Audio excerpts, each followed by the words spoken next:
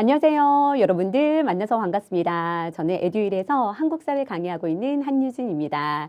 여러분 오늘 국가직 시험이 치러졌는데요. 어떠세요? 시험 잘 보셨나요? 많은 분들께서 시험 끝나고 교수님 시험 잘 봤어요 하면서 문자도 보내주시는 것 같고 또 시험지도 보내주시는 것 같은데 보니까 다 맞으신 분들도 계시고 하나 틀리거나 두 개 틀린 분들이 좀 많으신 것 같아요. 그래서 이번 시험은 좀 쉽게 출제가 된 편인 것 같고요. 보통 한두 문제 틀리신 경우가 좀 많으신 것 같습니다. 자, 오늘 이제 간단하게 총평하고 오늘 문제들 간단하게 풀어보는 시간 갖도록 할게요. 시험 보시는 여러분들, 시험 보신 여러분들 모두 다 수고 많으셨습니다.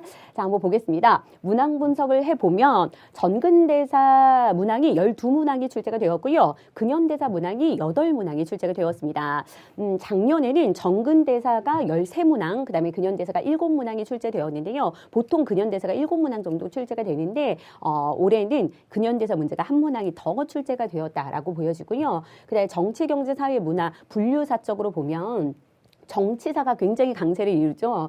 정치사 문제 위주로 많이 출제가 되었습니다. 그래서 좀 더 쉽게 풀 수 있었을 것 같아요. 많은 분들께서 문화사 파트나 사회경제사 파트를 어려워하시는데 주로 정치사 문제로 편향이 되어 있어서 쉽게 풀 수 있었던 것 같습니다. 그래서 정치사 문제 17문항이 출제가 되었고 경제사에서 한 문항, 그 다음에 문화사에서 2문항이 출제가 되었습니다. 사료 제시형 문제는 13문항이 출제가 되었는데요. 작년보다는 조금 적게 출제가 되었습니다. 작년에는 15문항이 출제가 되었는데 올해는 13문항으로 조금 사료 제시형 문제가 좀 줄어들었다라고 보여지고요. 하지만 항상 사료는 중요하니까 항상 사료 학습은 꼼꼼히 해두셔야 돼요. 그리고 단원 통합형 문제가 2문항이 출제가 되었습니다. 제가 수업 시간에 인물사 문제나 지역사 문제 출제될 수 있습니다 라고 강조 많이 드렸는데요. 지역사에서 한 문항이 통합형으로 출제가 되었고요. 그 다음에 조선 전후기 문화사 파트에서 한 문항이 출제가 되었습니다. 이렇게 이제 문항 분석을 마치고 총평으로 들어가 보면 난이도는 좀 쉬운 시험이었어요. 요즘 한국사 시험이 쉬워지고 있죠. 바람직하다고 생각합니다. 너무 지역적인 내용을 물어봐서 공부한 사람이나 공부하지 않은 사람이나 다 틀릴 수 있는 그런 문제가 아니라 공부한 사람은 어느 정도 성과가 나오는 이런 시험 형태 바람직하다고 생각하고요. 난이도는 근데 좀 너무 좀 쉬운 편이었어요. 킬링 문제라고 하는 그런 문제들이 보이지 않았습니다. 좀 쉬운 편이었고 예상 커트라인을 잡아보자면 90점 정도로 보여집니다. 그리고 핵심 개념 위주로 출제가 되었고요. 정치사 중심으로 출제가 되었다라고 말씀드렸어요. 지역적인 문제는 점점점 지양되고 있는 추세입니다. 지역적인 내용을 물어보는 문제가 거의 없었죠. 거의 이제 수업 시간에 했던 그 내용 안에서 모든 내용들이 다 출제가 되었고요. 흐름을 묻는 문제가 다수 출제가 되었다라는 것이 이번에 조금 중요한 포인트가 될 수 있을 것 같아요. 사건의 흐름을 묻는 문제나 아니면 이 사건과 이 사건 사이에 있는 문제를 물어보는 문제가 꽤 많이 출제가 되었거든요. 그래서 지역적인 단순 암기적인 이런 내용보다는 전체적인 흐름으로 큰 틀을 잡아서 공부하실 것을 그렇게 당부를 드리도록 할게요. 사료는 여전히 중요합니다. 사료 제시형 문제가 좀 출제가 좀 적어지긴 했지만 그래도 여전히 사료를 분석해서 문제를 풀어내는 그 연습은 참 중요하다라는 거 말씀드리고요. 앞으로는 점점점 이 쉬워지는 추세가 크게 변화가 있진 않을 거예요. 지역적인 내용은 지양되지만 그래도 변별력을 갖출 수 있는 한두 문항은 출제가 될 수 있으니까요. 너무 쉽게만 공부하는 것도 좋지는 않습니다. 이제 또 국가직 마치고 다음 지방직을 준비하시는 분들도 꽤 많으실 거예요. 지방직 준비하실 때 기본적인 내용을 바탕으로 좀 어려운 내용들도 섭렵해 가면서 너무 쉽게만 공부하지는 마시길 당부를 드릴게요. 제가 모의고사 보면서 여러분들 실전 시험에서는 10점 이상 더 잘 나올 겁니다 라고 그렇게 자신 있게 말씀을 드렸거든요. 그런데 다들 그러시죠. 점수대를 보니까 지금 들어온 점수대를 보니까 모의고사 점수보다 거의 한 10점 정도는 잘 나오시는 것 같아요. 그래서 너무 평소에 쉽게 공부하는 건 그렇게 좋지 않고요. 꼼꼼하게 모든 내용들을 좀 잘 섭렵을 해두시면 실전 시험에서 이렇게 좋은 결과를 얻으실 수 있을 것 같습니다. 자, 그러면 이렇게 총평 마무리 짓고요. 한 문제 풀어보도록 할게요. 볼게요. 자, 1번 문제입니다. 다음 유물이 사용된 시대에 대한 설명으로 옳은 것을 골라보라는 문제인데요. 미송리식 토기, 팽이형 토기, 붉은 간토기 모두 청동기 시대의 유물이다라는 거 알 수 있을 거예요. 뭐 미송리식 토기, 손잡이가 있는 토기로 고조선의 세력 범위 안에서 출토가 되는 토기죠. 또 여러분들 잘 알고 있는 거 붉은 간, 제가 맨날 수업 시간에 붉은 청동기 이렇게 외우라고 말씀을 드리는데요. 붉은 간토기하고 검은 간토기하고 헷갈리지 말아야겠죠. 붉은 간토기는 청동기, 검은 간토기는 철기이다라고 얘기했습니다. 청동기 시대에 대한 설명 골라볼까요? 비파형 동검이 사용되었다. 이거 청동기 시대. 정답은 1번이 되겠네요. 너무 쉽지요. 너무 쉽지요. 오수전 등의 화폐가 사용되었다. 이 오수전이나 반량전, 명도전은 중국의 화폐죠. 중국의 화폐가 우리나라에서 사용된 거 철기 시대부터이다라고 했고요. 아슐리안형 주먹도끼가 사용된 거 이거 구석기죠. 양면을 닫힌 주먹도끼, 아슐리안형 주먹도끼가 사용된 거 구석기 시대가 되겠고요. 이 아슐리안형 주먹도끼가 처음으로 발견된 곳이 어디다? 연천 정곡리 유적지다라는 거 중요하지요. 철이 많이 생산되어서 낙랑과 외에 수출하였다라고 나오는데요. 이건 어느 나라입니까? 이거는 변안 지역이 철이 많이 생산되어서 낙랑과 외에 수출했고요. 그 다음에 변안 뒤에 나오는 가야도 역시 낙랑과 외에 철을 수출하기도 했습니다. 정답은 1번이고요. 다음 문제 한번 볼게요. 자, 밑줄 친 왕에 대한 설명으로 옳은 것을 고르라는 문제인데요. 이거 삼국사기에 있는 내용으로서 많이들 접해봤던 사료일 거예요. 어렵지 않게 나왔죠. 겨울 10월에 왕이 진량으로 사냥을 갔다가 길에 앉아서 우는 자를 보았대요. 왕이 말하기를 내가 백성의 부모가 되어서 백성들이 이 지경에 이르게 하였으니 나의 죄로다라고 자책을 하고 있지요. 어떤 상황인가요? 왕이 사냥을 나갔다가 우는 사람을 봤는데 왜 웁니까? 라고 물어보니까 제가 우리 집이 가난해서 제가 평소에 부모님을 봉양하는데 품팔이를 해서 부모님을 봉양한다라는 것이에요. 그런데 올해는 흉년이 너무 심하게 들어서 그 품팔이조차 하지 못해서 부모님을 봉양할 수 없게 되었습니다. 라고 말하는 사람을 보았다라는 거죠. 그렇게 우는 사람을 보고 안 되겠다. 그래서 어떻게 명령을 내립니까? 관청의 곡식을 내어서 백성들의 식구수에 따라서 차등 있게 빌려주었다가 10월에 이르러서 상환하는 것을 법규로 정하였다라고 나오죠. 이거 뭡니까? 3월부터 봄, 3월부터 가을, 7월까지 관청의 곡식을 내어 빌려주고 추운데 봄에 뭘 해주고 대출을 해주는 거죠. 곡식을 빌려주고 가을에 10월에 상환하게 한다라고 나왔네요. 추납, 가을철에 갚게 하는 춘대 추납 제도이죠. 이것은 빈민을 구제하기 위한 제도로서 뭐라고 볼 수 있나요? 맞습니다. 바로 고국천왕 때 실시가 된 진대법이 될 수 있겠죠. 진대법. 고국천왕 때 실시가 된 겁니다. 고국천왕. 자, 그럼 고국천왕에 대한 설명 골라볼까요? 고국천왕 때 뭐 있습니까? 정답이 바로 2번에 나와 있어요. 보통 이렇게 사료의 내용을 준 다음에 고국천왕의 다른 업적을 물어볼만 하거든요. 뭐 왕위의 부자 상속이거나 아니면 뭐 행정적 오부로 개편했다거나 이런 것들을 선지로 주는 게 조금 더 어려운데 이거는 그냥 그대로 이 사료의 내용을 그대로 물어보고 있는 거죠. 그러니까 정말 쉬웠다라는 거예요. 진대법을 시행하였다라는 거 맞는 설명이고요. 낙랑군을 축출한 거 누구입니까? 4세기 미천왕이 되겠고요. 미천왕이 미친 척하고 낙랑군과 대방군을 무찔렀다라고 얘기했어요. 그 다음에 백제의 침입으로 전산왕은 누구입니까? 이거는 원통하게 죽은 고국원왕이 되겠죠. 고국원왕.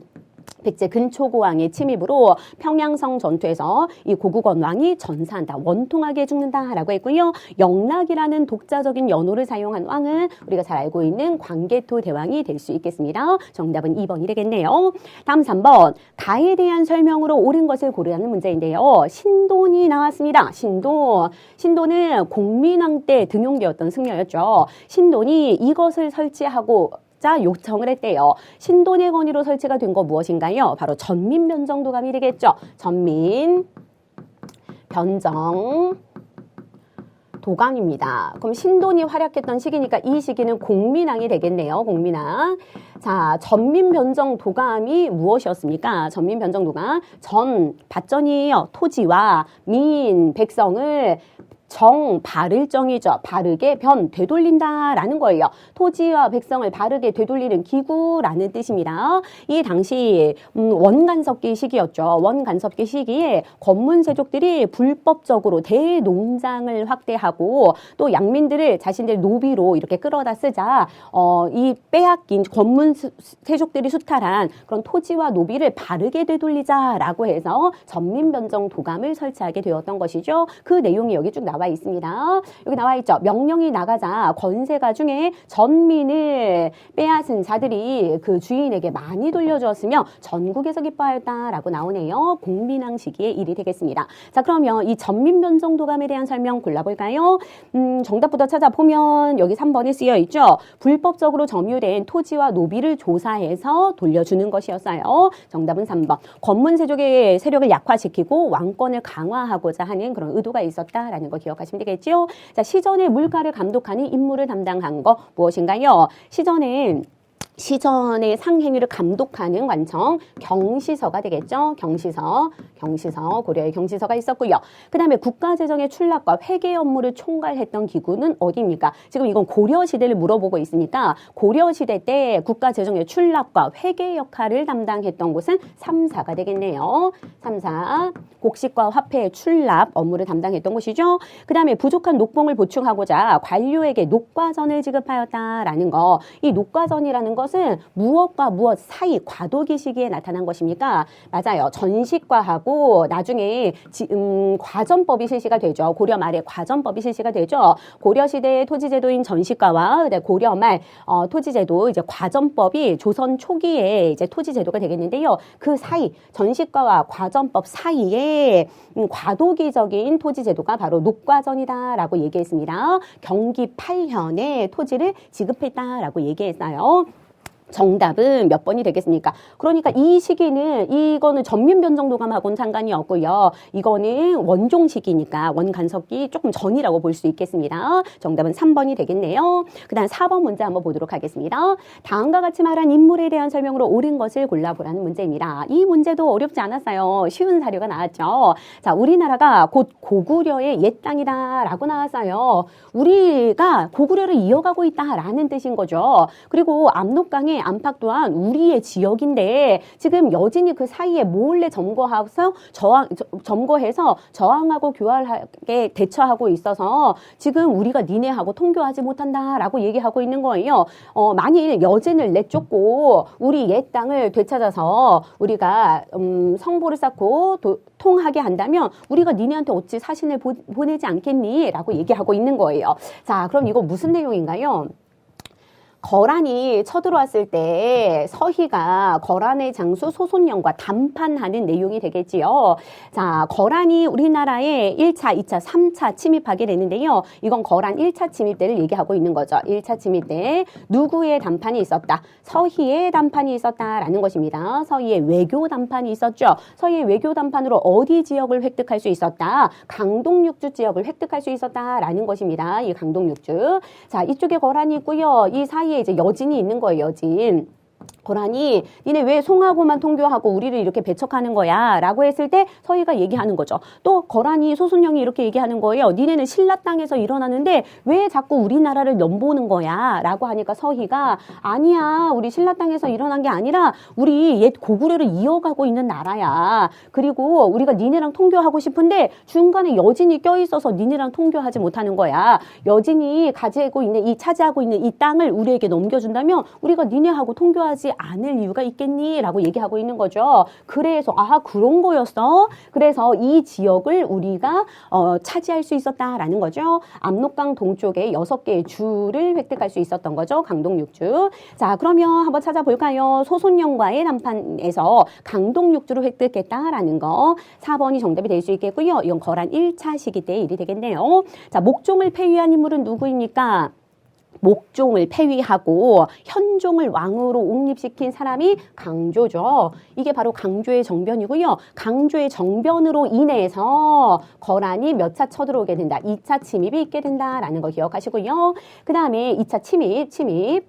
그 다음에 귀주에서 거란군을 물리쳤다라고 나오는데요. 귀주 대첩하면 3차 거란 3차가 되겠고요. 이때는 강감찬이 활약하죠. 강감찬 장군의 귀주 대첩 여기서 거란을 무찌르게 된다라는 거 기억하시고 여진을 몰아내고 동북구성을 쌓았다라고 나왔습니다. 이거는 누구인가요? 윤관이 되겠죠. 윤관이 별무반을 편성해서 이 별무반을 데리고 신기군 중심이었죠. 기병 중심 동북 여진을 무찌르고 동북 구성을 쌓았던 거 이건 윤관에 대한 설명이 되겠네요. 정답은 4번이 되겠습니다. 자, 그 다음에 이제 5번 문제입니다. 밑줄 친 이곳에 대한 설명으로 옳은 것을 고르라는 건데요. 장수왕은 남진 정책의 일환으로 수도를 이곳으로 천도했대요. 장수왕이 남진 정책하면서 수도를 어디로 옮기나요? 평양성으로 천도하게 되죠. 평양성. 지역사 문제가 나왔습니다. 그 다음에 묘청은 이곳을 수도로 옮기자라고 주장을 했대요. 묘청의 서경천도운동 잘 알고 있을 겁니다. 자, 이 서경도 어디입니까? 서경도 평양 지역을 얘기하고 있는 것이죠. 자, 그러면 이 서경에서 일어난 일 한번 골라보도록 할까요? 자, 쌍성총관부가 설치되었다라고 나왔는데 이거는 우리 배울 때 화주 지역이다라고 했어요. 지도에서 보자면 이 허리 부분이었죠. 이렇게 쭉 들어간데 여기 화주 지역인데 오늘날로 말하면 영흥 지역입니다. 영흥, 함경도 영흥 지역이고요. 그 당시 명칭으로는 화주 지역이었어요. 그 다음에 망이망소이가 반란을 일으켰던 곳 어디인가요? 망이망소이 형제가 공주 명학소에서 소에 대한 차별을 항거하면서 반란을 일으켰죠. 공주 지역에서 일어난 난이 되겠고요. 그 다음에 제너럴 셔모노 사건이 발생한 곳 어디입니까? 제너럴 셔모노가 어디로 거슬러 왔어요? 대동강 유역으로 대동강 기슭에 온 거잖아요. 그래서 평양 관민들이 이 제너럴 셔모노를 불태웠잖아요. 박규수를 중심으로 평양 관민들이 제너럴 셔먼으로 불태웠다라고 얘기했죠. 그럼 이거는 어디입니까? 이게 바로 평양이 되겠네요. 제가 이거 수업하면서 늘 강조했던 거 제너럴 셔먼호는 강화도로 온 게 아니다라는 거 강조 많이 드렸습니다. 제너럴 셔먼호 자체는 평양으로 왔고 그 다음에 이 사건을 계기로 나중에 미국이 쳐들어올 때 그 신미양요 때에는 강화도로 오게 되죠. 광성보 전투에서 우리가 항전하게 되잖아요. 기억하셔야 돼요. 자, 그 다음에 1923년 조선 형평사가 결성되었다. 어디인가요? 이거 진주 지역에서 이학찬 중심으로 조선 형평사가 조직이 되어서 형평운동이 전개가 되죠. 백정들의 사회적 신분차별 철폐 운동이 되겠습니다. 자, 그럼 정답은 몇 번? 3번이 되겠죠. 어렵지 않게 풀 수 있어요. 자, 그 다음에 6번 문제입니다. 다음 전투 이후에 일어난 사건으로 옳은 것만 모두 한번 골라보라는 것이에요. 자, 이근행이라는 사람이 나왔네요. 당나라 장수가 되겠고요. 군사 20만 명의 대군을 이끌고 매소성에 머무르게 되었대요. 당나라 장수가 군대를 이끌고 매소성에 머물렀대요. 무슨 전투? 매소성 전투가 되겠죠. 매소성 전투. 그럼 이건 무슨 전쟁이다? 나당 전쟁이다 라는 거 알 수 있겠네요. 나당 전쟁에 매소성 기벌포 전투가 있잖아요. 맞지요? 자, 그러면 나당 전쟁 이후에 일어난 사건을 골라보라는 거예요. 그러니까 이것도 역시 흐름을 아는지 모르는지 이걸 물어보는 문제가 되겠지요. 자, 나당 전쟁 이후의 사건 한번 골라볼까요? 그럼 이 나당 전쟁을 알려면 그 삼국 통일 과정 순서를 아는지 모르는지 이걸 묻고 있다라는 거예요. 자, 봅니다. 그 삼국 통일 신라의 삼국 통일 과정을 보면 가장 먼저 나당 연합군이 결성이 되고요. 그 다음에 백제를 멸망시키고 백제 부흥운동이 일어나지요. 고구려 멸망시키고 고구려 부흥운동이 일어납니다. 당나라가 한반도 전체를 차지하려는 야욕을 보이자 이렇게 나당 전쟁에서 신라가 당나라를 무찌르고 신라가 삼국을 통일하게 된다라고 얘기했어요. 자, 그러면 한번 볼까요? 웅진도독부가 설치되었다라는 거. 백제를 멸망시키고 그 백제 옛 땅에 설치한 게 웅진도독부죠. 당나라가 설치한 9년이 설치한 그런 관부가 되겠습니다. 웅진도독부는 백제 멸망 이후예요. 백제 멸망 이후 바로 660년이에요. 백제 멸망 이후 바로니까 이 사건보다 앞이잖아요. 그죠? 나당 전쟁보다 앞이잖아요. 그 다음에 김음돌이 반란을 일으켰다. 김음돌은 신문왕의 장인으로서 진골 귀족 세력이었습니다. 그럼 이거 신문왕 때 있었던 일이잖아요. 신문왕이 장인인데도 불구하고 김음돌과 진골 귀족들을 숙청하게 되면서 진골 귀족들의 세력을 약화시키고 왕권을 강화시킨다라고 얘기했어요. 그러면 신문왕은 통일 이후잖아요. 맞지요? 우리가 그 계보를 왕의 계보를 외우게끔 하는데 중요한 왕들은 외우게끔 했잖아요. 있잖아요. 통일기를 보면 무문신으로 시작하죠. 무문신, 무열왕, 그 다음에 문무왕, 그 다음에 신문왕이잖아요. 통일 이후의 왕이니까 이거 맞는 설명이죠. 이후니까. 그다음 교육기관이 국학이 설립된 거, 국학도 역시 신문왕 때에 설치한 최고 국립교육기관이다라고 얘기했어요. 맞는 설명. 그 다음에 복신과 도침이 부여풍과 함께 백제 부흥운동을 전개했다라고 나오는데요. 백제 부흥운동도 백제 멸망 이후에 바로 전개가 되는 거예요. 660년에 백제가 멸망하고 660년부터 663년까지 복신과 도침, 복도에서 흑흑흑 울지 해가지고 기억하라고 했어요. 복신, 도침, 흑칠상지, 그 다음에 부여풍, 그 다음에 지수신 이런 사람들. 그래서 복도에서 흑흑흑 울지 기억하라고 했는데 다 풀었지요. 그죠? 백제 부흥운동. 이거 백제 멸망 이후니까 이거는 이 전이라고 볼 수 있겠네요. 나당 전쟁 전이죠. 정답은 니은과 디귿이 될 수 있겠네요. 다음 7번. 다음 사건을 시기 순서대로 바르게 한번 나열해 보라는 문제입니다. 자, 여러분 이것도 시기 순서대로 나열하라는 문제죠. 그럼 이것도 흐름을 묻고 있는 문제입니다. 이번 시험이 이렇게 흐름을 묻는 문제가 많이 출제가 되었어요. 자, 봅니다. 신라의 우상국 복속이 남아있네요. 신라 우상국 복속은 누구입니까? 6세기 지증왕 때죠. 지증왕 때 누구를 보내어서 이사부를 보내어서 우상국을 복속했다라고 얘기했어요. 그 다음에 고구려의 서한평점령이라고 나왔는데요. 여러분 서한평이 어디입니까? 서한평이 어디예요? 요동반도로 가는 그 길목에 있는 곳, 여기가 서한평이잖아요. 이 서한평을 공격했던 건 3세기 동천왕 때였고 이 서한평을 뭐 했던 곳? 점령했던 것은 4세기 미천왕이다라고 얘기했어요. 이건 4세기 미천왕 때 일이고요. 서한평 공격은 동천왕 때, 그 다음에 점령은 미천왕 때. 그 다음에 백제의 대야성점령이 남았습니다. 백제의 대야성점령은 누구 때인가요? 7세기 의자왕 때잖아요. 의자왕이 대야성을 비롯한 신라의 40여 개의 성을 함락시키자 어땠습니까? 그래서 이제 그게 선덕여왕 때인데, 신라 선덕여왕 때인데 그 선덕여왕 시기 때 김춘추가 고구려에 도움 요청을 하게 된 거죠. 하지만 고구려는 도와주지 않자 그래서 결국에는 당나라로 건너가서 나당 연합군을 결성하게 되는 거죠. 642년에 있었던 대야성 점령, 이건 7세기 의자왕 때 일이고요. 그 다음에 신라의 금관가야 병합이 있습니다. 이건 몇 세기? 6세기 버풍왕 시기네요. 버풍왕.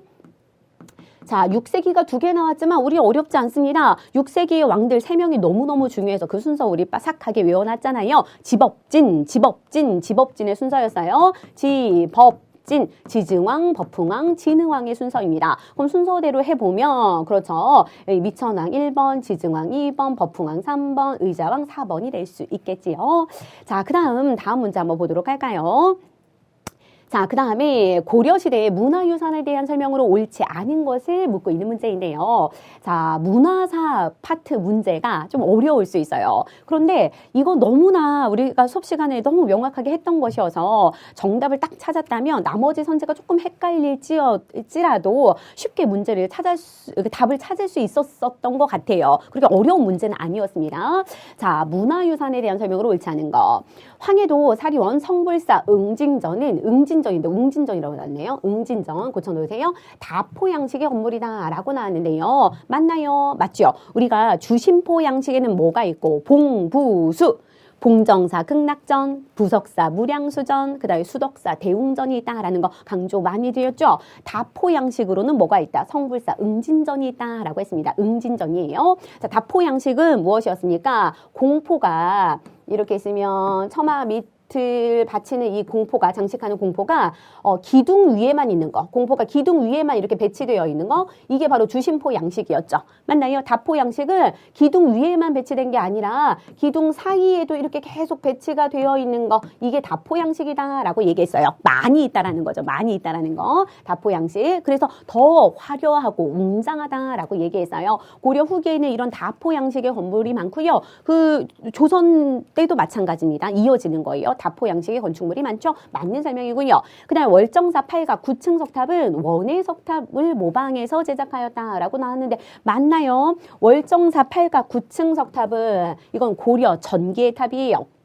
고려 전기의 탑이었잖아요. 수업 시간에 고려 전기의 탑 하나, 고려 후기의 탑 하나만 기억하시면 됩니다. 라고 했어요. 고려 전기의 탑은 월정, 평창에 있죠. 평창. 월정사 8각 9층석 탑이 있다. 라고 했군요. 고려 후기의 탑은 뭐가 있습니까? 맞아요. 경천사지 10층 석탑이 있지요. 경천사지 10층 석탑. 어디에 있습니까? 국립중앙박물관에 있다. 라고 했습니다. 이 고려 전기, 전탑이라고 썼네요. 제가 전기, 고려 전기면 중국이 송나라였어요. 원나라가 아니었던 거예요. 송나라에서 이것은 송의 영향을 받았다라고 얘기했고요. 고려 후기에 경천사지 10층 석탑이 원나라의 영향을 받아서 대리석으로 제작이 되었다라고 얘기했습니다. 맞나요? 그 경천사지 10층 석탑의 영향을 받아서 또 조선 초기에 뭐가 만들어졌어요? 원각사지 10층 석탑이 세조 때 만들어졌다라고 얘기했습니다. 그럼 정답은 2번이 되겠지요. 자, 그다음 여주 고달사지 승탑은 통일신라 8각 원당형 양식을 계승한 승탑이다라고 나왔는데 맞는 설명인가요? 맞는 설명이죠. 여주 고달사지 승탑이 고려시대의 승탑입니다. 보통 승탑은 통일신라 시대의 승탑이 잘 나오죠. 쌍봉사, 철감선사 그 승탑이 잘 나오는데 그것을 이어서 그것을 계승해서 8각 원당형으로 팔각형이 되어 있고 이 중간에 원통이 있어요. 이런 원당형의 양식을 계승해서 만들어졌다라는 거 맞는 설명입니다. 이게 조금 뭐 어렵고 헷갈렸을 수도 있는데 이게 너무 명확하니까 쉽게 풀 수 있었다라는 거예요. 속어법으로도 풀 수 있습니다. 그 다음에 직지심체 요절은 세계기록유산으로 등재된 현존하는 가장 오래된 금속활자본이다라는 거 맞지요? 청주 흥덕사에서 간행된 직지심체 요절 프랑스 국립도서관에 보관 중이고 세계기록유산이다라고 얘기했습니다. 자, 그럼 넘어가 볼까요? 9번. 자, 여러분 이번에는 문화사 문제가 그렇게 많이 출제가 되진 않았는데요. 지금 8번, 9번이 다 문화사 문제예요. 근데 작년에 국가직을 보면 문화사 문항이 5문항이 출제가 되었어요. 그러니까 그때는 문화사 문항이 좀 많아가지고 더 어렵게 느껴졌는데 올해는 문화사 문항이 좀 적어진 측면이 있죠. 하지만 어렵게 느끼는 부분이 그런 문화사 파트예요. 체감 난이도를 높일 수 있는 부분이 문화사 파트이기 때문에 이번에는 조금 문화사 문항이 줄어들긴 했지만 그래도 지방직에서는 문화사 문항 많이 출제가 될 수 있으니까요. 여러분들 문화사 파트에 조금 신경 써서 공부하시길 당부를 드리도록 할게요. 자, 조선시대 지도와 천문도에 대한 설명을 옳지 않은 것을 골라보라는 문제입니다. 지금 여러 지도들을 보는데 이 지도들은 조선 전기와 조선 후기 지도가 섞여 있는 것 같아요. 대동여 지도가 나와 있습니다. 대동여 지도는 거리를 알 수 있도록 심리마다 눈금을 표시하였다라는 거 맞나요? 맞지요? 심리마다 이렇게 눈금 방점을 찍어서 거리를 표현했다라고 했고요. 맞는 설명. 그 다음에 혼일강리 역대국도 지도가 나와 있습니다. 혼일강리 역대국도 지도는 누구 때죠? 맞아요. 태종 때입니다. 태종 때 만들어진 동양에서 가장 오래된 현존하는 그런 세계 지도가 되겠는데요. 이거 어떻다라고 얘기했어요. 제가 수업 시간마다 설명을 드리는데 혼일강리 역대국도 지도는 세계 지도라고 하긴 좀 뭔가 이게 아리송하다라고 했잖아요. 중국이 거의 지도의 3분의 2를 차지해요. 그리고 우리나라도 엄청나게 크게 그려놨어요. 그리고 유럽하고 아프리카가 표시되긴 했지만 나와 있긴 했지만 굉장히 작게 표시가 되어 있고 뭐 오세아니아나 아메리카 대륙이나 이런 신대륙은 나와 있지도 않습니다. 그러니까 굉장히 좀 왜곡이 심한 지도인 거죠. 이걸 통해서 뭘 알 수 있냐? 중국 중심 세계관을 엿볼 수 있다라는 거 말씀을 드렸습니다. 자, 보세요. 혼일강리 역대국도 지도는 중국에서 들어온 고려만국전도를 참고하였다. 맞나요? 아예 말이 안 되죠. 고려만국전도는 조선 후기에 들어오는 세계 지도잖아요. 세계 지도는 이거하고 이거 두 개를 배우죠. 조선 전기에 이거, 조선 후기에 이거. 고려만국전도는 이탈리아 선교사 마테오 리치가 제작한 지도입니다. 오늘날 세계 지도하고도 굉장히 유사하지요. 이거를 이제 모사해가지고 우리나라에 이제 들여왔는데 이걸 통해서 중국 중심 세계관에서 탈피할 수 있게 된다라고 얘기했습니다. 그러니까 이거 아예 말이 안 돼요. 아시겠죠? 이걸 참고할 수가 없는 거죠. 이건 조선 후기에 만들어진 거니까 정답은 2번이 되겠고요. 천상열차 분야 지도는 하늘을 여러 구역으로 나누고 별자리를 표시한 그림이다라는 건데요. 이것도 맞는 설명이에요. 천상열차 분야 지도 누구 때 만들어졌습니까? 태조 때 만들어진 것으로 천문도인데 고구려의 천문도를 이렇게 돌에 새긴 거예요. 고구려의 천문도를 돌에 새긴 그런 천상열차 분야지도가 있다라는 거. 별자리를 쭉 표시한 그림입니다. 그 다음에 동국지도는 정상기가 실제 거리 100리를 한 척으로 줄인 100리척을 적용해서 제작하였다라는 거 맞는 설명이죠. 정상기의 동국지도 100리척을 사용했다라는 거 알아두시면 되겠죠. 영조 시기에 제작이 되었습니다. 다음 10번 가에 대한 설명으로 옳지 않은 것을 골라보라는 것인데요. 자, 임진왜란 이후에 우의정, 유성룡도 역시 미국을 거두는 것이 편리하다고 주장을 했대요. 유성룡이 뭐를 거두자라고 했다고요? 미국으로 거둡시다. 쌀로 거둡시다. 라고 얘기했다라는 거예요. 그런데 일이 성취되지 못하였대요. 1608년에 이르러서 좌의정 이원익이 건의를 했대요. 그래서 이것이 비로 시행이 되었다라고 나왔는데요. 이 시행 내용을 보면 민결에서 미국을 거두어서 서울로 옮기게 하였다라고 나왔습니다. 민결, 즉 뭡니까? 백성들의 토지에서 미국을 거두어서 쌀을 거두어서 서울로 가지고 오게 했다라는 것입니다. 그러면 이 법은 무엇인가요? 바로 대동법이 되겠죠. 토지를 기준으로 쌀로 걷는 제도, 대동법이 되겠습니다.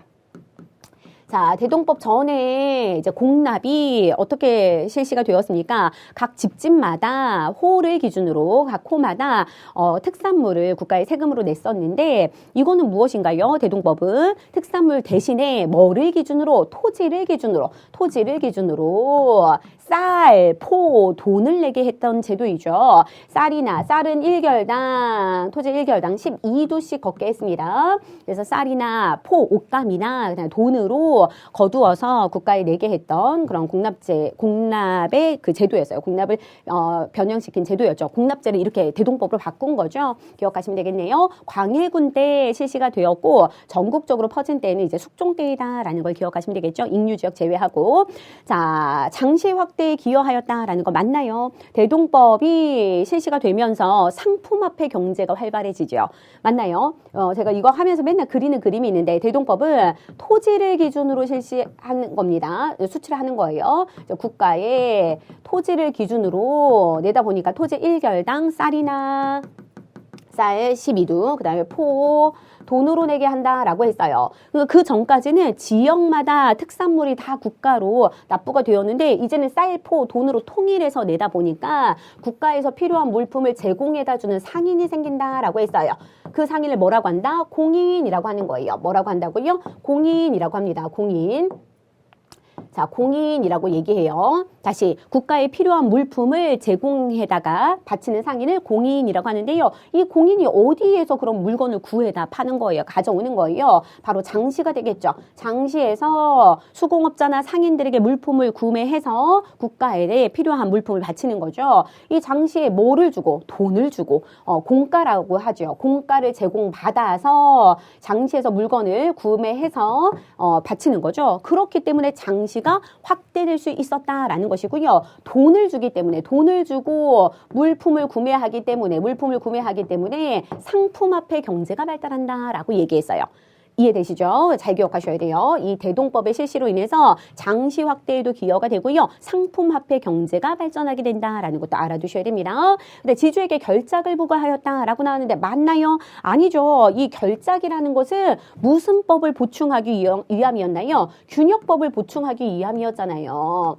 영조 때 실시된 균역법, 군포를 2필씩 거두다가 한 필로 줄여준 제도죠. 이 부족분을 보충하기 위한 방법으로 지주에게 1결당 2두씩 결작을 징수했었고요. 그다음 선무 군관포를 거뒀고요. 어염 선세를 국보 재정으로 충당하였습니다. 그걸 기억하셔야 돼요. 그럼 2번이 정답이 되겠고요. 대동법, 공납의 폐단을 막기 위해서 실시하였다라는 거 맞죠? 원래는 각 집마다, 각 호마다 뭐라고 얘기했습니까? 특산물로 거뒀는데 그 무슨 폐단이 심했어요? 방납의 폐단이 심했잖아요. 중간에 방납업자들이 국가에 대신 내고 더 많은 양을 수출을 했었죠. 이런 방납의 폐단, 즉 공납의 폐단을 막기 위해서 실시가 된 제도가 대동법이다라는 거 기억해 두시고요. 공인에게 비용을 지급하고 필요한 물품을 조달하였다라는 거 맞죠? 국가에서 공가를 지급하고 공인이 그 필요한 물품을 제공해 준다라는 거. 그래서 여러분이 기억하실 거 대동법 실시로 등장한 상인 하면 뭘 기억해야 된다? 공인이 있었다라는 거 잘 알아두셔야 되고요. 이 공인이 독점적 도매상인 도고로 성장하게 된다라는 것도 알아두셔야 돼요.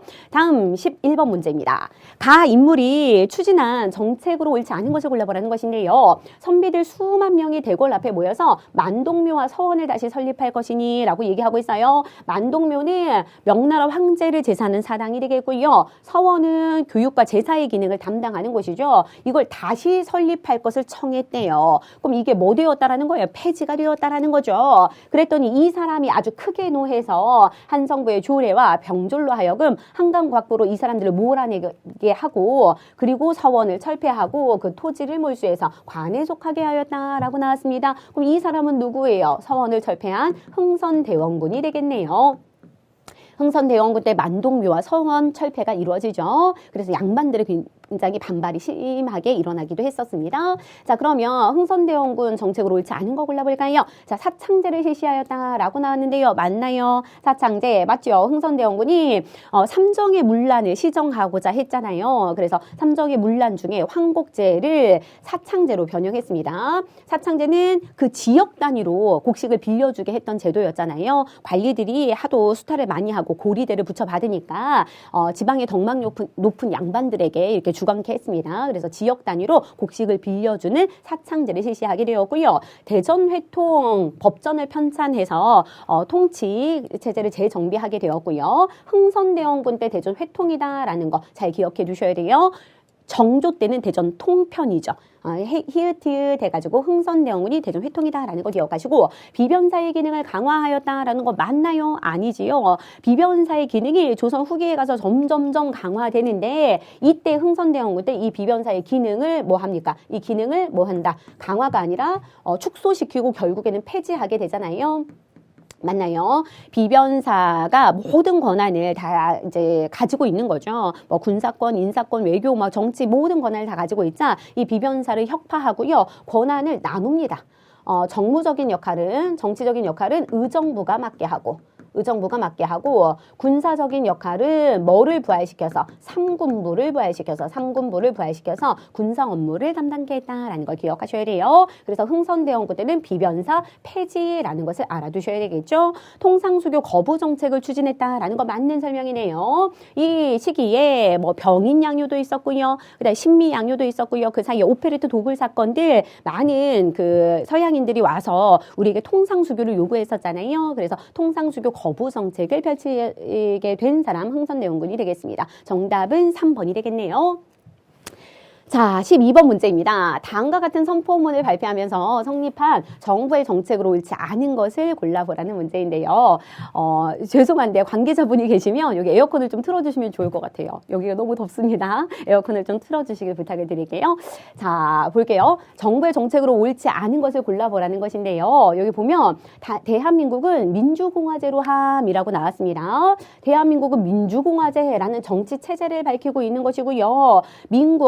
민국 원년 3월 1일 우리 대한민족이 독립을 선언한 뒤 이제 본 정부가 전 국민의 위임을 받아 조직되었으니 이 정부가 조직이 되었대요. 국민들의 위임을 받아서 정부가 조직되었다. 임정이죠. 전 국민과 더불어서 전심으로 힘을 모아서 국토 광복에 대사명을 이룰 것을 선사한다라고 얘기하고 있습니다. 어디에서 발표한 건가요? 임정에서 발표한 건국강령이 되겠죠.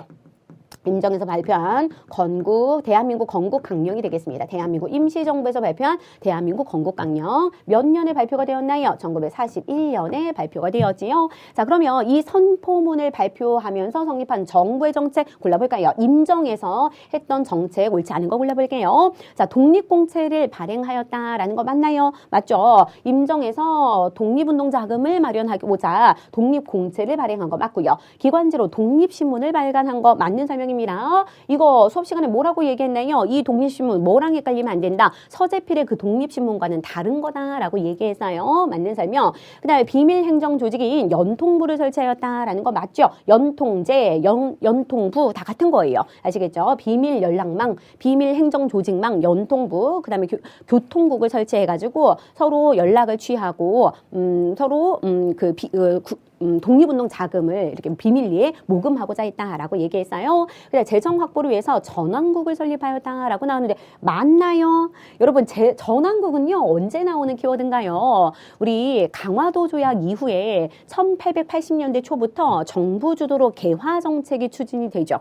생각나세요? 그래서 정부에서 개화 정책을 총괄하는 기구 통리기무아문을 설치하기도 하고요. 그리고 나서 여러 근대적인 기구를 설치하잖아요. 기기창도 설치하고 전왕국도 설치하고 그다음에 우정총국도 설치하고 그때 나오는 거잖아요. 그죠? 그리고 이 일제강점기하고는 맞지 않다라는 거죠. 전왕국이 설립이 된 거는 1883년입니다. 그러니까 1880년대 초반이 될 수 있겠네요. 근대적인 화폐를 주조하는 그런 기관이 되겠습니다. 화폐 주조 기관이 되겠어요. 정답은 4번. 그다음 13번 문제입니다. 밑주신 나가 집권하여 추진한 사실로 옳은 것을 골라보라는 문제이네요. 자, 보면 자, 나는 우리 국민이 선천적으로 타고난 재질을 최대한 활용해서 다각적인 생산 활동을 더욱 활발하게 하고 공산품 수출을 진흥시키는데 가이축 노력할 것을 요망합니다. 라고 얘기하고 있습니다. 중요한 거 공산품을 수출하려고 한대요. 공산품 수출을 진흥코자 한대요. 끝으로 나는 오늘 제1회 수출의 날 기념식 즈음 해서 이 뜻깊은 날이 경제 그 자립을 앞당기는 또 하나의 계기가 될 것을 기원한다라고 얘기하고 있죠. 자, 공산품을 수출하기 시작했던 건 1960년대부터죠. 맞나요? 우리나라가 수출 주도로 이렇게 산업 구조를 바꿔가는 거 박정희 정부 때였잖아요. 그리고 1회 수출의 날, 제1회 수출의 날을 기념식 언제 열렸습니까? 1964년이에요. 정확하게 연도 몰라도 이게 처음 우리나라가 수출을 했던 그 시기구나. 그럼 1960년대다라는 건 감 잡을 수 있어야 됩니다. 1960년대니까 박정희 정부가 되겠지요. 자, 그럼 박정희 정부 때 추진한 사실 한번 골라볼까요? 대통령 직선제 개헌을 추진하였다라고 나왔는데요. 여러분, 대통령 직선제는 뭐 여러 정부에서 실시가 되었는데 대표적으로는 어디에 있습니까? 대표적으로는 이승만 정부 때 1차 개헌에서 1차 개헌이 무슨 개헌이에요? 발췌 개헌이죠. 발췌 개헌에서 대통령 직선제 개헌을 추진하게 되잖아요. 이승만 정부. 이해되시죠? 나중에 뭐 9차 개헌 때도 이제 직선제 개헌이 이루어지게 되지요. 그 다음에 3.1 민주구국선언이 발표되었다라고 나왔는데요. 3.1 민주구국선언은 박정희 정부 때는 맞습니다. 박정희 정부 때는 맞는데 이거 연도가 언제인가요? 1976년이죠. 70년대 사건이고 이거를 추진한 사람이 박정희가 아니잖아요. 3.1 민주구국선언은 유신에 반대하는 그런 선언문으로서 민주적인 인사들, 제야 인사들이 연합해가지고 어디에서? 명동성당에서 발표한 거잖아요. 그러니까 이건 박정희가 집권해서 추진한 사실은 아닌 거죠. 그 다음에 반민족행위 특별조사위원회를 구성하였다라고 나왔는데요. 반민특위 언제 만들어졌나요? 친일파를 처단하기 위해서 이승만 정부 시기에 만들어졌지만 정부의 소극적인 그런 태도로 인해서 제대로 처벌되지는 못했다라고 얘기했습니다. 반민특위가 만들어진 건 언제입니까? 1948년 10월이 되겠지요. 반민족행위 특별법을 만들고 9월에 그다음에 반민족 특별조사위원회를 설치한 거 10월입니다. 그 다음에 베트남 파병에 필요한 조건을 명시한 브라운 각서를 체결하였다라고 나왔는데요. 이거 정답이 될 수 있겠네요. 몇 년? 1966년 박정희 정부 시기 때의 일이죠. 베트남에 우리 국군을 파병하는 대가로 무엇이었습니까? 우리가 경제적 차관을 받고요. 지원받고 그 다음에 한국군의 현대화를 약속받은 이런 내용이 브라운 각서가 되겠죠. 1966년 박정희 정부 때 있었던 일입니다. 그 다음 14번. 다음과 같이 상수한 인물이 속한 붕당에 대한 설명으로 옳은 것만 모두 골라보라는 것입니다. 상소하여 아뢰기를 신이 어쩌고 저쩌고 쭉 봤는데 지금 상복에 관한 절차에 대해서 논의하는 것 같아요. 근데 여기 장자를 위해서 3년을 입는 까닭은 위로 정체가 되기 때문이고 또 전중하기 때문입니다. 무엇보다도 중요한 것은 할아버지와 아버지의 뒤를 이은 정체이지 꼭 척제이기 때문에 참최 3년복을 입는 것은 아닙니다. 라고 했다라는 것이죠. 이건 무엇입니까? 정체라는 것은 여러분 적장자 계승 원칙이 있잖아요. 조선시대 적장자 계승 원칙. 그러니까 적자이고 그 다음에 장자에게 왕위를 물려준다라는 원칙이 있다라는 거예요. 여기서 정체라는 것은 적자. 적자를 말합니다. 그러니까 중전의 아들을 얘기하는 거예요. 근데 이 정체이지 첫째라는 것은 뭐를 얘기하는 거예요? 장자. 여기서 얘기하고 있는 것은 적자, 장자 이 두 가지를 다 보는 건데요. 그러니까 이 사람은 뭐 얘기하고 있는 겁니까? 정체이지 꼭 첫째이기 때문에 3년복을 입는 것이 아닙니다. 라고 했던 것은 무슨 내용인가요? 그러니까 왕이면 3년복을 입는 게 마땅하다라는 걸 얘기하는 거예요. 꼭 뭐가 아니더라도 장자가 아니더라도 왕은 적자이기 때문에 왕이기 때문에 3년복을 입는 것이 마땅하다라는 주장인 거예요. 그러면 기해 예송 때 이 3년복을 입는 것이 마땅하다라고 주장한 건 누구인가요? 남인이 되겠죠. 이 예송하고 환국이 나오면 시험 문제에서 예송하고 환국이 나오면 제가 뭐라고 얘기했나요? 죄송합니다. 꼭 쓰라고 얘기했어요. 예송하고 환국이 나오면 기갑, 경기갑, 그리고 서남,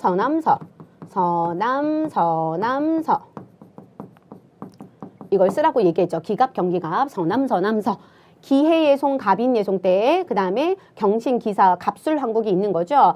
기해예송 때는 서인, 갑인예송 때는 남인, 그 다음에 경신, 서인, 그 다음에 기사예요. 남인, 갑술, 서인이 잡았다라는 게 이게 중요한 포인트예요. 자, 보면 남인은 기해예송 때 3년복을 주장했죠. 3년복을 주장했지만 그 주장이 받아들여지지 않고 서인의 주장이 받아들여지게 되죠. 1년설이 채택이 되잖아요. 갑인예송 때는 남인의 주장이 받아들여집니다. 그러면 이제 이와 관련된 내용 한번 골라볼게요. 남인과 관련된 내용. 자, 기사왕국으로 정권을 장악했다라고 나왔는데요. 기사왕국으로 정권을 장악한 거 남인 맞습니까? 맞네요. 기사왕국 장희빈을 밀어서 남인이 정권을 장악한 거 맞는 설명이 되겠네요.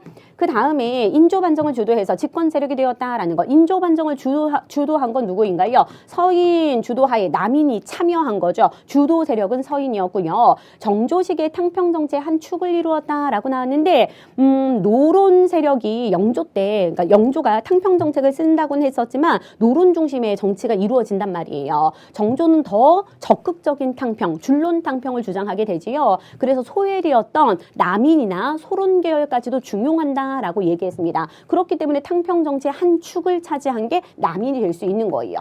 이해되십니까? 그 다음에 이의와 성운의 문인 중심으로 형성이 된 거, 이건 서인이 되겠죠. 그럼 남인과 관련된 것은 기역과 디귿이 될 수 있겠네요. 그 다음 15번 나하 시기에 일어난 사실로 옳은 것을 골라보라는 것인데요. 이것도 역시 흐름을 묻고 있는 문제인 거죠. 삼포회란이 발발하였다라고 나왔습니다. 누구 때? 중종 때 삼포회란이 발발하였고요. 이것으로 인해서 비변사가 처음 설치되기도 했었지요. 그 다음 임진왜란이 발발하였다라고 나왔는데 이건 누구입니까? 선조 때 임진왜란이 발발하게 되지요. 자, 그러면 중종하고 선조 사이에 누가 있나요? 예성, 연중, 그 다음에 인, 명, 선이 있죠. 근데 인종은 뭐 시험 문제 나올 게 없으니까 명종 때의 일을 아마 물어보는 걸 겁니다. 한번 볼까요? 을사사화가 일어났다. 맞는 설명이 되겠네요. 명종 때 왕실 외척 간의 갈등, 을사사화가 일어나게 되었잖아요. 대윤과 소윤 간의 갈등이었습니다. 거기서 소윤이 승리한 사건이었죠. 자, 그 다음에 경국대전이 반포된 거 성종, 그 다음에 향약 집성방이 편찬된 거 이거 세종, 그 다음에 금속활자 갑인자, 제가 누가 갑이라고 했죠? 세종이 갑인자라고 얘기했죠. 세종이 조선시대 갑인자가 되겠습니다. 금속활자 갑인자를 주조했다라고 얘기해서요. 개미자는 태종, 갑인자는 세종의 세종 때 만들어진 금속활자 이름이 되겠습니다. 16번 다음 법령이 시행된 시기에 있었던 사실로 옳은 것을 골라보라는 것인데요. 자, 회사의 설립은 조선 총독의 허가를 받아야 된대요. 조선 총독의 허가를 받아야 된다. 회사령을 얘기하고 있는 거죠. 회사를 설립할 때 조선 총독의 허가를 받아야 된다라는 거. 회사령을 얘기하고 있는 건데요. 이 회사령은 1910년부터 1920년까지 실시가 됩니다. 1920년에 회사령이 폐지가 되고 신고제로 전환이 되잖아요. 자, 그러면 이 시기에 있었던 일 골라볼까요? 이것도 이 사이에 있었던 일을 묻고 있는 거죠. 자, 산미증식계획이 폐지되었다라고 나왔는데요. 산미증식계획은 1920년부터 실시가 되고 1934년까지 이루어지게 되죠. 34년에 폐지가 되었다가 중단되었다가 1940년에 다시 이때가 이제 전쟁 시기니까 군량미를 확보할 목적으로 다시 재개가 되기도 했었습니다. 그럼 시기적으로 맞지 않고요. 국가총동원법이 제정된 거 언제입니까? 1938년 중일전쟁 이후가 되겠고요. 중일전쟁 1937년, 국가총동원법은 1938년이다라는 거 연도 우리 많이 했었던 연도지요. 그다음 원료 확보를 위한 남면 북양 정책이 추진되었다라고 나왔는데요. 우리나라에서 원료를 가져가기 위해서 남쪽에서는 면화를 재배하게 하고 북쪽에서는 양을 사육하게 했었잖아요. 이건 1930년대 정책이었죠. 1932년부터 30년대 우리나라에서 공업 원료를 확보해갈 목적으로 남면 북양 정책이 추진됩니다. 그다음 보통학교 수업 연한을 4년으로 정한 조선교육령이 공포되었다. 제가 수업 시간에 교육령도 굉장히 강조를 드렸는데요. 이거 몇 차 교육령입니까? 1차 조선교육령을 얘기하는 거죠. 1차 조선교육령은 1911년이다라고 했어요. 1차는 1911년, 2차는 1922년이라고 했어요. 다시 1차는 11년, 2차는 몇 년? 22년이라고 얘기했죠. 자, 보면 1911년이니까 이 안에 들어가요, 안 들어가요? 들어가죠. 11년부터 22년까지니까 이 안에 들어갑니다. 이 조선교육령, 1차 조선교육령의 핵심 내용은 뭡니까? 1차 조선교육령의 핵심 내용은 무엇인가요? 바로 이거죠. 보통학교의 수업 연한을 몇 년으로 축소한다라는 거예요. 6년에서 4년으로 축소한다라는 거예요. 즉 1910년대 무단통치 시기 때 우리나라 뭐를 축소시키는 거예요? 수업 연한을 축소시켜서 교육의 기회를 축소시키고자 했다라고 얘기했잖아요. 그래서 6년에서 4년으로 줄어든 거. 이거 10년대가 되겠고요. 2차 조선교육령 때에는 다시 6년으로 확대가 되지요. 알아두시면 되겠네요. 정답은 4번이 될 수 있겠습니다. 다음 17번. 자, 다음과 같은 결의문에 근거해서 시행된 조치로 옳은 거 골라보라는 것입니다. 자, 유엔 소총회가 나왔어요. 소총회. 한국 인민의 대표가 국회를 구성해서 중앙정부를 수립할 수 있도록 선거를 시행함이 기묘하다고 여기며 라고 나와 있죠. 선거를 시행함이 기묘하다고 여기며 라고 나왔습니다.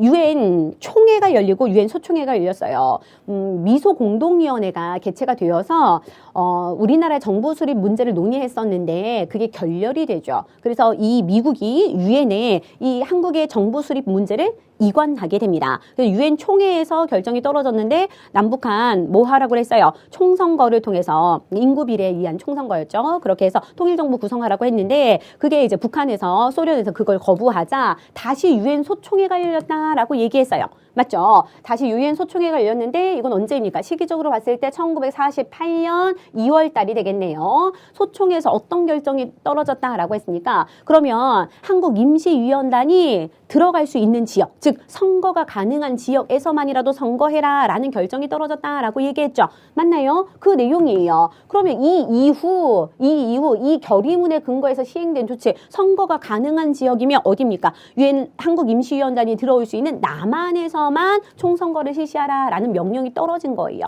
이해되십니까? 그래서 우리 남한에서 50 총선거가 실시되게 되잖아요. 1948년 5월 10일에 총선거가 실시가 되어서 단독 정부 이제 수립이 이루어지게 되는 거죠. 자, 미 군정청이 설치가 된 거 언제입니까? 미 군정청은 1900 몇 년에 미 군정이 실시가 된 건 언제입니까? 미 군정은 1945년 9월 8일부터요. 됐나요? 그 이후에 이제 미 군정청이 설치가 되는 거니까 시기적으로 한참 앞이고요. 그다음 좌우합작위원회가 구성된 거 이건 언제입니까? 이승만의 정읍 발언 이후죠. 1차 미소공동위원회, 2차 미소공동위원회 사이에 이승만의 정읍 발언과 좌우합작위원회 구성이 있다라고 얘기했어요. 그럼 이건 1946년 7월이 되겠네요. 그죠? 그다음에 미소공동위원회가 개최되었다라는 거. 1차 미소공동위원회 1940 몇 년이었습니까? 46년 3월이었고요. 2차 미소공동위원회 1947년 5월이었어요. 이거는 뭐 연도, 월 여기까지 꼼꼼하게 아는 것도 중요하지만 그거보다는 전체적인 대한민국 정부 수립의 과정 순서를 기억하는 게 중요하다라고 말씀을 드렸어요. 수업 시간에 이 부분은 무조건 한 문제가 출제되니까 반드시 알아두셔야 됩니다라고 했는데 어때요? 나왔죠? 그죠?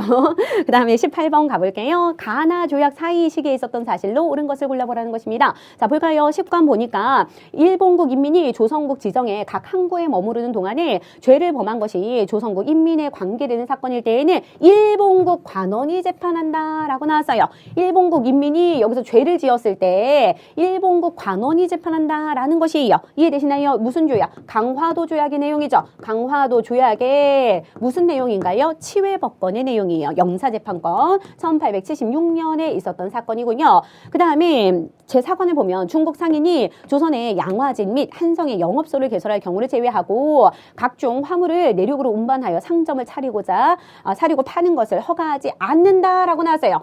중국 상인이 조선 내에서 물건을 파는 것을 허가하지 않는다. 그런데 제가 뭐가 더 중요하다 그랬죠? 이 단이 중요하다 그랬어요. 단 뒤에. 자, 이들이 내륙까지 들어오려고 할 때에는 내륙 행상 시에는 누구의 허가서를 받으면 지방관의 허가서를 받으면 내지 통상이 가능하다라는 게 명시가 되어 있죠.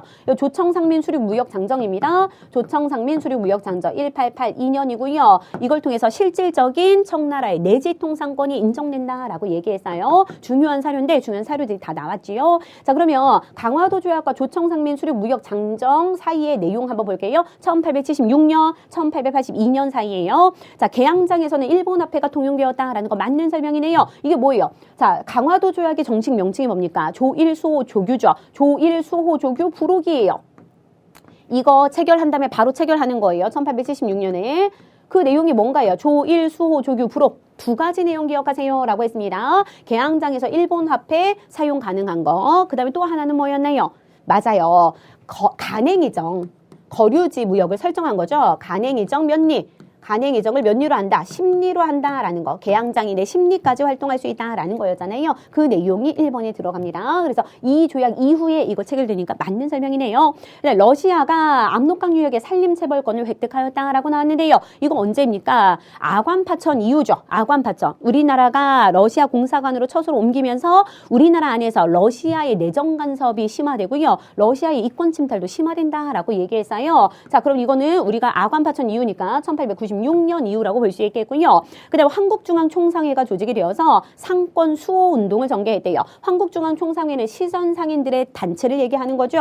이것도 연도 기억하라고 했습니다. 1898년 일이었고요. 그 다음에 함경도에 방공령에 불복해서 일본 상인이 손해배상을 요구했대요. 방공령이 나왔습니다. 방공령 우리 수업 시간에 다 외운 연도예요. 1889 쌀을 먹으니까 방구가 나온다 해가지고 외웠잖아요. 쌀을 먹으니까 방구가 나온다. 1889 여러분들 일제강점기나 그다음 개항기 연도 중요하다. 현대사 연도 중요하다라고 강조드렸는데 저희가 수업 시간에 했던 연도 비껴나는 게 없어요. 그렇죠. 거의 다 수업 시간에 했던 연도 계속 강조했던 연도 안에서 다 나오기 때문에 수업 시간에 하는 그 연도 정도는 반드시 외워주셔야 된다는 거예요. 아시겠죠? 근현대사는 계속 연도를 묻고 있잖아요. 자, 19번 문제입니다. 밑줄 친 14개 조목에 해당하는 것만 모두 골라보라는 문제인데요. 자, 여기 쭉 보시면 뭐가 나왔습니까? 자주독립의 터전을 공고하게 한다라는 내용도 나왔고요. 이에 저소자는 14개 조목의 홍범을 하늘에 계신 우리 조족의 신령 앞에 맹세한다라고 나왔습니다. 그럼 이건 뭘 얘기하는 거예요? 홍범 14조를 얘기하고 있는 거죠.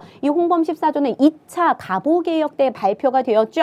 가보개혁의 내용과 정신을 담은 문서이다라고 얘기했습니다. 가보개혁. 자, 그럼 한번 볼까요? 가보개혁의 내용이 여기 담겨있는 거 한번 골라보라는 거예요. 홍범 14조에 담겨있는 내용.